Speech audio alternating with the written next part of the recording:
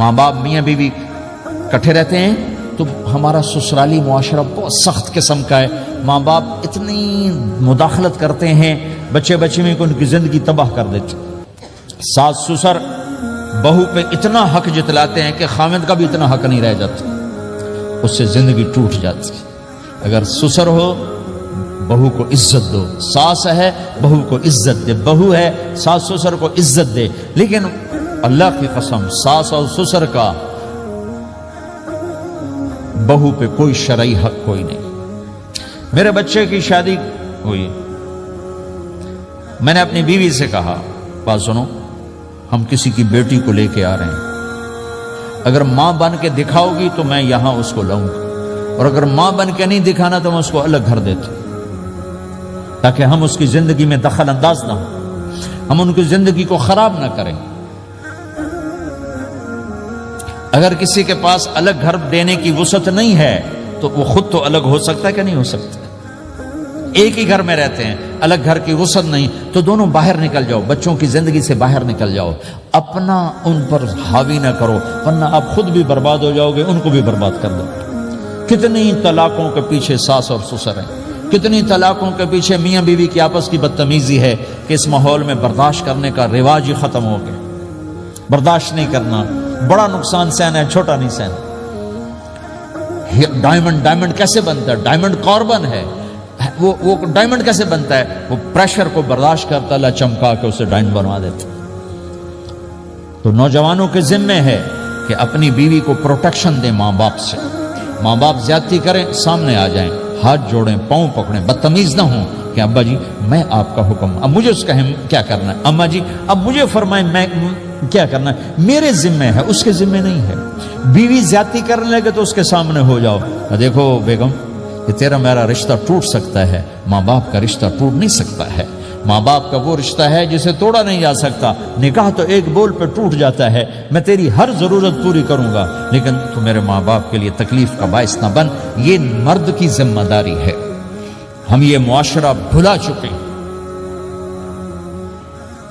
ہمارے پڑوسی ذمہ دار تھے, ان کے بچے کے نکاح میں گیا تو مجھ سے کہنے لگے مولانا میری بیگم نے مجھ سے کہا کہ دیکھو ہم زندگی گزار چکے ہیں, اب یہ بچے زندگی شروع کرنے لگے ہیں, تو پہلے میرے بیٹے کے لیے الگ گھر بنا اور اس کی بیوی کی ڈولی کو وہاں لے کے آ, میرے گھر میں نہ لانا کہ ایسا نہ ہو ہم میاں بیوی بچوں کی زندگی خراب کر دیں. تو پہلے میں نے بیٹے کا گھر بنایا ہے, اب اس کی شادی کر رہا ہوں, اس کی بیوی کی ڈولی وہاں اترے گی, میرے گھر میں نہیں اترے گی کہ ہم دونوں میاں بیوی کہیں ان کو خراب نہ کر بیٹھے. ہر آدمی کے پاس تو اتنے وسائل نہیں ہیں کہ وہ الگ گھر دے, لیکن یہ وسائل تو سب کے پاس ہیں کہ ان کی زندگی سے نکل جائے. ہاں ان میں کوئی کھٹ پٹ ہو جائے تو صلح کرانے آئیں, لیکن ہوتا کیا ہے کہ لڑکے کے ماں باپ اپنے بیٹے کے حمایتی ہوتے ہیں, لڑکی کے ماں باپ اپنی بیٹی کے حمایتی ہوتے ہیں اور آپس میں جنگ شروع ہو جاتی. نہ یہ نیچے ہوتا ہے نہ وہ نیچے ہوتا. نئی شادی ہوتی, زندگی گزارنے کا پتہ نہیں ہوتا, ٹھوکریں کھاتے ہیں تو ان کو سنبھالنے کی ضرورت ہوتی ہے.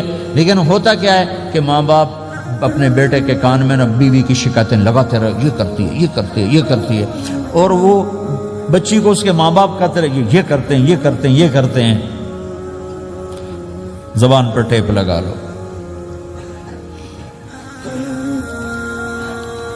تو آپ کی زندگی روشن ہو جائے گی, آپ کا جیون خوبصورت ہو جائے گا.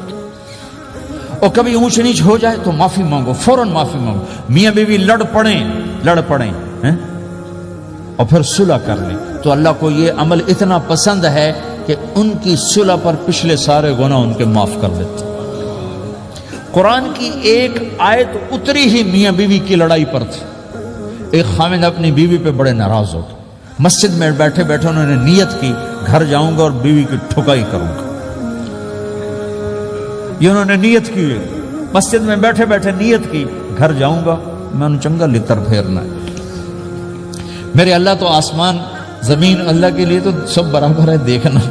تو اللہ پاک نے اسی وقت قرآن اتارا, اسی وقت یا ایھا الذین آمنوا ان من ازواجکم و اولادکم عدوا لکم فاحذروہم. اے ایمان والو, بیوی بچے اولاد, عدوکم نہیں کہا, عدو لکم, بیچ میں لام لائے ہیں یہ بتانے کے لیے کہ عدو اصلی معنی میں نہیں ہے. یہ اس معنی میں ہے کہ اے ایمان والو، تمہارا بیوی بچوں کے ساتھ ٹھیا ہو سکتا ہے، کھٹ پٹ ہو سکتی ہے، جھگڑا چھوٹا موٹا ہو سکتا ہے، کیا کرنا ہے؟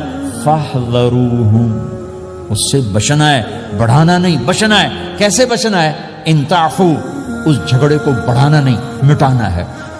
وتصفحوا، اس کا اثر دل سے مٹانا ہے۔ وتغفروا، پھر دوسرے کو معاف کرنا ہے۔ یہ تین کام میاں بیوی کرو، اگلا میں کروں گا، فإن اللہ غفور الرحیم، تمہارے پچھلے میں سارے معاف کر دوں۔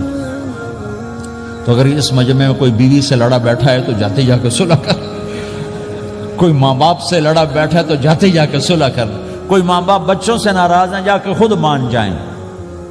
اس ماحول میں بچوں کو پیار سے لے کے چلنے کی ضرورت ہے۔